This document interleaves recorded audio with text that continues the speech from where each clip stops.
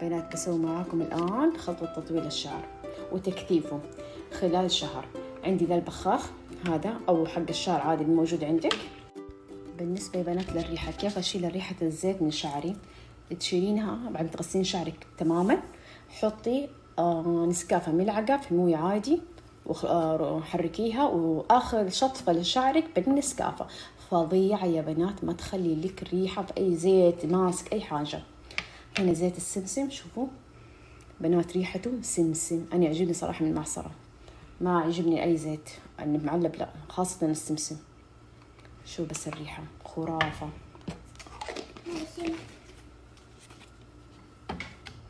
كمان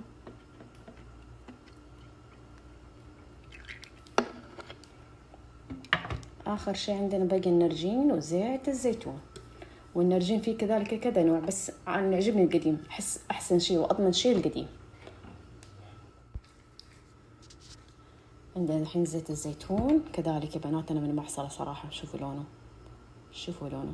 زيت الزيتون وزيت السمسم من المعصرة أحس أفضل شيء، مو طبيعي ريحته تعجبني. آخر حاجة عندنا زيت النارجين،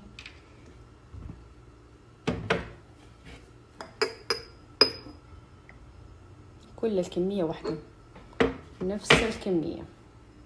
ينفع الزيت يا بنات للكبار للصغار للأطفال بعد، لأن كله زي ما انتم شايفين زيوت ممتازة جدا للشعر.